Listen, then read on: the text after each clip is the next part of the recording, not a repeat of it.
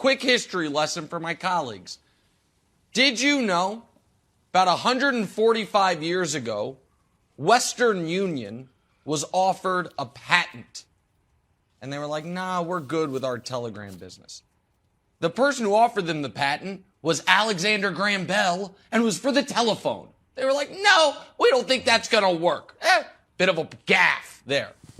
About 65 years ago, pardon me, there's a man named Dick Rowe. He was auditioning 2 bands. One of the bands was the Tremellos. He signed them. The other band was the Beatles. He's like, nah, don't trust their guitar player. Swing and a miss.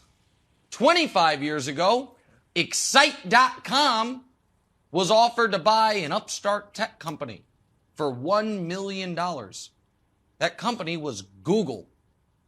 CEO of Excite.com was like, nah, I think I'm going to roll with Excite.com.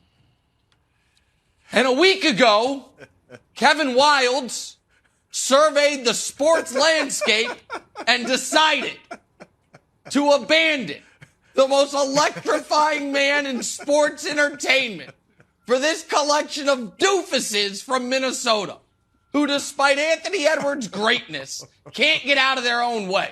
Because Patrick Beverley's telling people they're too small, and Karl Anthony Towns is calling people on the phone, and D'Lo is taking terrible shots while they are blowing games. So, Wildes, what Ja Morant proved is that this is an all-time gaffe in sports takery history, and I don't know that you, or to be totally honest, this show can recover from it. Okay. Well, first of all, we will definitely recover because I will be a beacon of hope for the Minnesota Timberwolves by proving how to rebound. That's all that game was. How many rebounds did the Minnesota Timberwolves have to just let bounce pass and grabbed up by the Grizzlies for a second chance points? And Broussard, I mean this with all of my heart. I've been watching basketball for a long time. This might be the silliest team I've ever watched. And granted, I've only been a fan for a week now. But they are in Springfield. They should have a special corridor. And it should say, the silliest teams ever. And it's just all the Grizzlies and the one time the guy, I forgot who it was, tried to do a layup on his own basket to get a triple-double. That's it. Excuse me, all the Timberwolves. Whether it's Cat trying to do a Dirk impression, bouncing the ball off his foot, Patrick Beverley doing the too small, Anthony Edwards having 1 rebound and 0 assists. 0 assists. Chris Finch moved the offense around a little bit. Meanwhile, D'Angelo Russell, and you could see this. He's like, oh, I've heard of the dream team, but I am first team, meme team. When D'Angelo Russell had the ball, I'm like, you know what? This dude is thinking about his celebration before he even takes the shot. He's like, I'm gonna shoot this, and then I'm gonna do this. Yeah, I'm the man. Oh, and it's a brick off the backboard. Add to that, in a playoff game, we get a free throw violation from the 3-point line. When does this happen? And Anthony Edwards said, I was going to get a steal. I decided to get a steal. In a tie game with no time left, so Ja gets a layup. So things aren't going great. But we're going back to Minnesota. And series is not over. Oh, my gosh. But things aren't going great. Wildes, well done. Nick, thank you for the history lesson. Wildes, that was well done because you're absolutely right. It's what I said. What was it, game 2, whenever they blew another game previously? They are silly. They are dim-witted. But there's a benefit to that. You don't know. When you're silly, nothing sticks. Ignorance is bliss. They don't know what they just did. They don't know the history of the importance of Game 5 in a tied series at 2-2. They have no idea. So they'll probably come out, and in fact, I'm predicting, I think they're winning Game 6. They're going to come out in Game 6 like nothing happened. Like they didn't blow a thing, and I think they're going to force a Game 7, Wiles. But, Nick, let me get this back on track. What did Ja Morant prove? Yeah. Ja Morant proved what we really need to see with all the young stars, all the guys that on Tuesday nights in January, they put up 35 points and they look great in their second year. All the guys that wow us with big plays in December and in February after the All-Star break, all that stuff. We got to see what do they do when the moment gets big. Right? Are you really about that? Do you really have the heart? Do you really have the fortitude? Do you really have the basketball character that when all of the NBA world is focused on you because it's a playoff game, will you fold? Will you shrink? Will you melt? Or will you excel? And Ja Morant proved that he's built with the right stuff. Because speaking of silly, Karl Anthony Towns, 9.5 minutes left, great shot, three-pointer right here. And then what does he do, Wiles, to your point? He shushes the crowd. First time in the playoffs in 4 years, second time in nearly 2 decades for the franchise, and he's getting cocky. And Ja, I don't know if Ja saw it out of the side of his eye, whatever, but from that point on, Ja Morant was incredible. Look at this. Ja was struggling. And Ja hadn't had a great series up to this point, but 18 points in the last 9 minutes, 12 in the first 3.5 quarters before that. Look at the field goal, and the real thing I want to point to is the free throw. Free throws. Because a lot of guys can make a desperation shot when they're, and I point to Joel Embiid with all due respect to Embiid. When you don't have to think, just throw it up.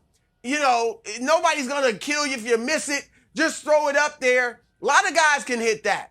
But when you can go to the free throw line and you have to think about, I was 2 for 7 in the first 3 quarters. I'm only a 75% shooter. I'm not really all that from the line. Man, the game is on the line. This is big. This is game 5. Right. And you sink 9 out of 10. Ja Morant, Nick, proved that he's here to stay because he's built the right stuff. Hey, listen, we're debating whether or not, Jason Tatum's been admitted to club superstar. If and when he gets escorted in, and I think he is going to be escorted in, he's going to see Ja Morant there. And Ja Morant, some people would say it was premature, but when you know, you know. And that cuts both ways, which is why Wilds' abandonment of this team for that team is so awful. But I would go a step further on Ja, Broussard, because we could show a different graphic, which was what Ja did after Patrick Beverley told him he was too small. He scored 13 straight points to win the game and was 6 for 6 from the free throw line. In the final 4 minutes, look at this. Patrick Beverley's telling you you're too small. Every other Memphis point is scored by Ja Morant, including a critical 3, 6 for 6 from the line, and the game-winning layup. He did all of that. But Wilds, I actually, even though at times on television we're rivals, I actually love you. So I would love to let you off the hook. The problem is this. You had I could watch that all day, but I'd actually, if I could, I'd like to see Wilds, as great as that video is. You could have so many opportunities to know who Minnesota was and is. Exhibit A would be the entirety of D'Angelo Russell's career. Exhibit B would be the entirety of Patrick Beverley's career. Exhibit C would be the entirety of Karl Anthony Towns' career. Oh, but it changed with Ant. And I think Ant's going to be a star. But need I remind you that at the end of the regular season, when they were fighting for playoff positioning, do you remember the game against the Spurs that they almost blew? Yeah. Do you remember why they almost blew it? Liked it? Because Ant couldn't help himself but gun threes because he was going for a 50-point game. Remember, the game was over, and Anthony Edwards is just taking early shot clock threes that let the Spurs back in it in a critical spot. I love Ant, but let me put it kindly, they're immature. Unkindly would be they're a group of doofuses. That is kind. And you abandoned the Memphis Grizzlies and the most electrifying man in sports entertainment. And by the way, spoiler alert, America, his abandonment, he's acting like he regrets it.